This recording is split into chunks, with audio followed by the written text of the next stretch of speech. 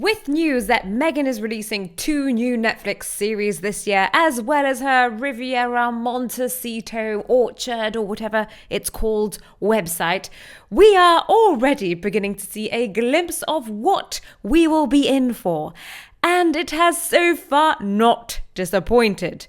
As Meghan's ego glows with excitement, we will be privy to more and more of these cringy moments where she accidentally exposes the real Meghan, starting with the bossy Duchess who cannot be tamed at the Royal Salute Polo Challenge. Let's get to the crunch. The royal-hating Duke and Duchess attended the Royal Salute Polo Challenge in Florida, which is ironic. They are excited to be part of the Royal Salute polo match, yet they begrudge saluting any royals or curtsying or following any royal protocol for that matter. However, at this match we get 2 lovely moments in which Meghan's bossy personality pops out, and I just love it. First, Meghan presents the trophy to her husband in a very choreographed way. Now, this had me really questioning, what if Harry's team had lost?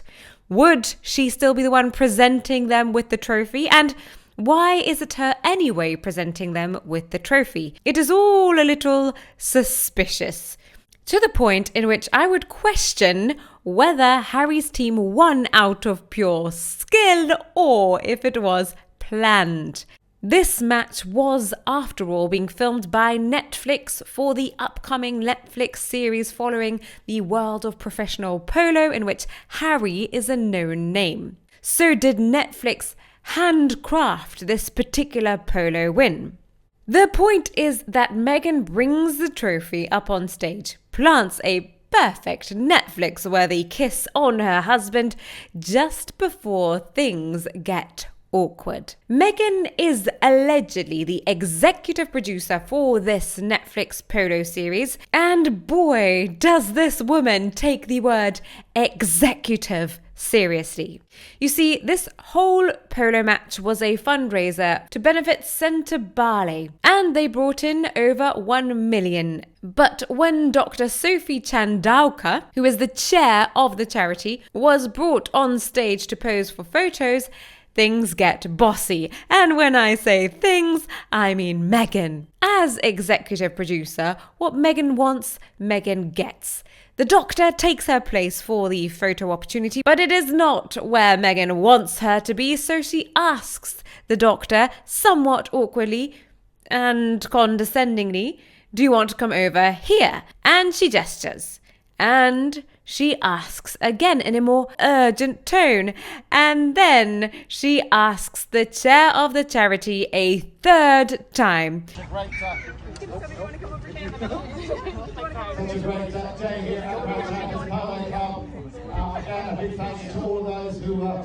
Dr. Sophie Chandauka has to sidle under the trophy to get to the correct spot as dictated by Meghan.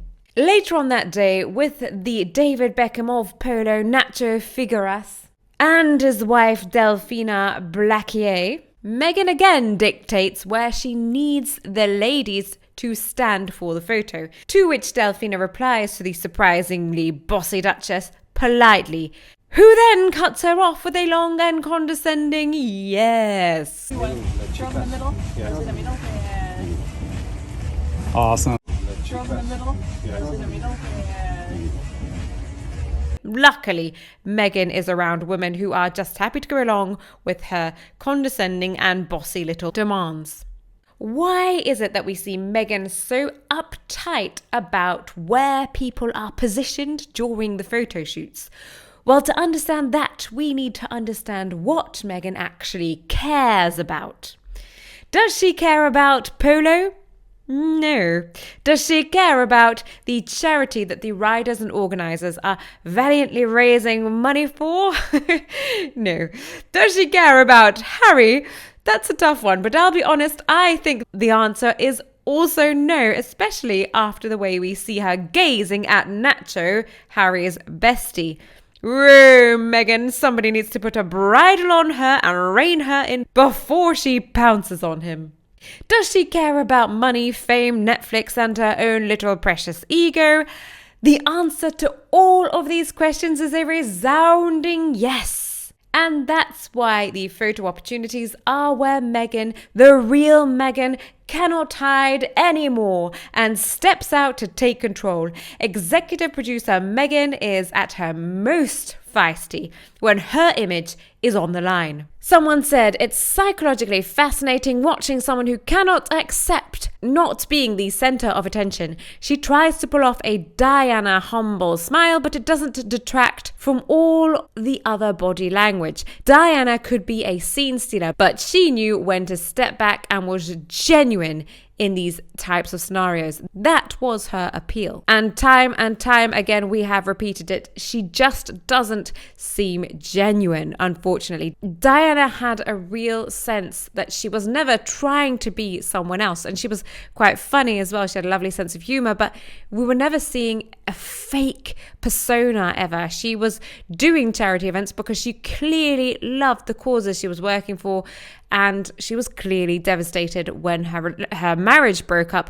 And we saw all these raw emotions. And yet with Meghan, we just get this Hollywood version of someone. Someone else said, what's really sad is that many people were in her corner when she was dating him and planned for the wedding. But now she has managed to destroy everyone and anything she touches. It seems her family were right about her. My heart goes out to her father. There are a lot of problems within Meghan's family, and we're really seeing it now with her half brother, who is doing all of these memes with Meghan, which are sometimes funny actually, but on the whole, rather cringeworthy when you're watching them. You've got then their two half siblings who are masters of cringe. Someone else said Nacho was told to take his team's competitiveness down a notch so Harry could win and be awarded the trophy. It would not make for a good Netflix script if Harry came in second and didn't win. Betting the trophy was already engraved with his name. Truth will eventually be revealed. It always is. It does seem like a likely theory. I would not put it past Netflix or Harry and Meghan to script something like this. And then underneath this comment, there's a really interesting comment and actually really sad if it's true. Someone said, hopefully Harry didn't injure or kill a horse in the making of this Netflix doc. Too late for the poor pregnant mare he rode in a polo match against veterinary advice. It died of a heart attack. Will he show all the damage he does to the horses with his aggressive riding? Spurs damage. The Netflix documentary is going to show him in a very positive light. Sometimes I do question whether Netflix are just going to screw them over though. If they've used them for all they can, and if they're going to take these two series and really show us the truth about Harry and Meghan, the dirty secrets, the lies, the real attitudes that they have, and paint them in a negative light. They could do that. Meghan has a wonderful way of getting on the wrong side of people. Someone else said, there was no reason for Meghan to be in the picture. The match wasn't about her. When Diana presented the trophy to Charles, he was the Prince of Wales, and Meghan will never be Diana. Someone else said exactly, she should have taken it, given it to them, and then stepped aside so they can have their photo taken. This is what we're all querying. Why was she there? The whole thing was so staged, so theatrical, so, of course, it goes with their personalities, so disingenuous. None of it seems genuine, ever. Someone else said, my favourite cringeworthy moment is in Westminster Abbey 2020 when Kermit actually moved chairs out of the way to get in front of Edward and Sophie in order to be behind Catherine and William. It was so cringeworthy, that moment. We have got another video about it in the archives, so have a look through them. It's a very embarrassing moment and definitely worth a little watch. Someone else said, this is what happens when you only surround yourself with yes people. No personal growth, just an extreme lack of self-awareness. This is exactly what has happened. This sums up exactly what has happened to Meghan and Harry. It's like watching a very slow train crash. They're slowly being exposed, the layers are being peeled away like an onion. Hit like if you find Meghan to be a big bossy boots, and then tap the notification bell so you don't miss our next episode. To help the Crown family blossom, you can subscribe to the channel, and we will see you down in the comments.